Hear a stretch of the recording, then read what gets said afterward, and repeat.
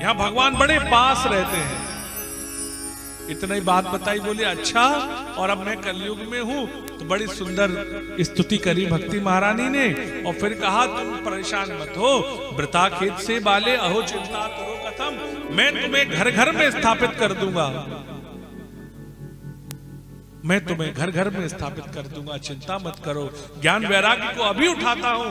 बार बार गीता पाठ सुनाया, वेद सुना दिया, वेदांत सुना दिए, बार बार कहते हैं हे ज्ञान प्रबुद्धताम उठ जाओ, हे वैराग्य प्रबुद्धताम, बार बार कहते हैं। पर वेद वेदांत घोषैश्च गीता पाठ मुहुर्मुहुः, पर उठते नहीं हैं। जब संत की चिंता देखी, आपसे निवेदन कर रहा था, जब संत चिंता करते हैं ना समाज की, तो भगवान उसी समय कृपा करते हैं। और वही हुआ, व्योम वाणी तदई भून्मा, आकाशवाणी हुई, आपका उद्यम सफल होगा, सत्कर्म करो। पर ये नहीं बताया सत्कर्म क्या करना चाहिए। बार बार गए हैं बड़े बड़े ऋषि मुनियों के पास, पर नारद जी को सत्कर्म बताने वाला कोई नहीं मिला।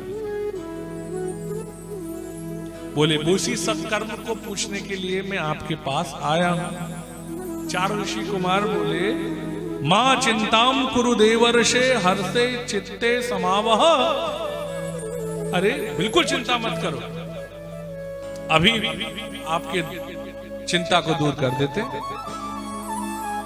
बोले क्या? अहो नारद धन्योसी विरक्तानाम शिरोमणि, बोले समाधान जानते हैं, पर फिर भी बोले क्या हुआ? बोले इस चीज का समाधान है, सत्कर्म सूचको नीनम ज्ञान यज्ञ स्मृतौ बुधैः श्रीमद् भागवतालापा सतुगीत शुकादिवि। बोले श्रीमद् भागवत ही बड़ा अच्छा भाव रखते हैं मामा जी। जब नारद जी ने पूछा सत्कर्म बताओ, तो मामा जी बड़ा अच्छा भाव रखते थे, बड़ी सुंदर बात। एक बार की बात है, हमारे मथुरा के चौबे शाम को धोती सगोट लंगोटी उठाई और सीधे बगीची चले गए। और बगीची पे जाके ना भांगा छान ली, छोटा सा बच्चा अपने संग लेगा, और जैसे ही लाला से मना करी, रहने दे तू मत चल, बोले ना मानोगे मैं तो आज चल। अब बगीची के बाद जब घूमने गए तो लगे कहीं लाला खोई ना जाए, तो वाह को अपने कंधे पे बिठा लिया, और धीरे धीरे चौबे जी को पहले तो छोरा याद था, और धीरे धीरे फिर भांग याद रह गई। और भांग याद करते करते वो जो चिंता थी वही वाणी के शब्द बने।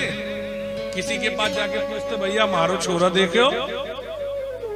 अब सबको ये लगता कि हो सकता है 2-3 छोरे हो, एक तो कंधे पे बिठाई रखा है। बोले बिल्कुल नहीं देखा। अब तो चिंता और बढ़ जाए।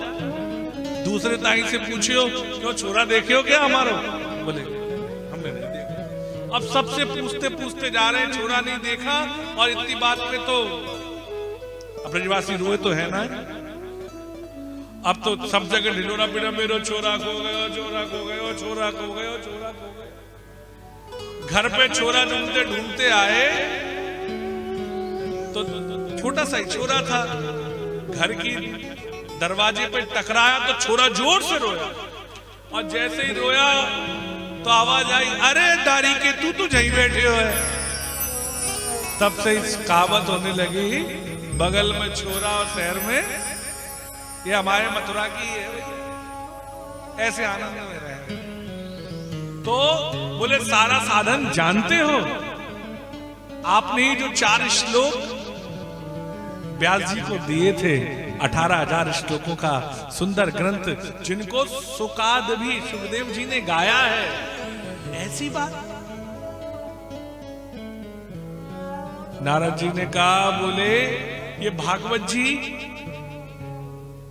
वेदो उपनिषदाम सारा जाता भागवत कथा। बोले ये वेद रूपी वृक्ष का फल ही तो है। मैंने इतनी बड़ी बड़ी दवाइयां कर दी और आप कह रहे हैं। तो बताने लगे वस्तु से वस्तु का सार अधिक होता है, सार का महत्व अधिक होता है। जैसे 3 उदाहरण दिए, जैसे दूध से ही घी बनता है, परंतु कोई सोचे कि घी में पूड़ियां तलते हैं, दूध में तलने तो तलने वाली नहीं। किसी से कहे बोले हलवा मीठा बना दो, बोले शक्कर नहीं है, बोले गन्ने से ही तो बनती है, गन्ना घुमाओ, नहीं होगा। वस्तु से वस्तु के सार का महत्व अधिक है, इस महत्व को जानिए। बोले कितना महत्व है? इदम भागवतम नाम पुराणम ब्रह्म संहितम भक्ति ज्ञान विरागाणाम स्थापनाय प्रकाशितम। बहुत किसके लिए? ध्यान रखिए, भागवत जी सुनने का उद्देश्य, भागवत जी को स्थापित किस लिए किया है? भक्ति ज्ञान विरागाणाम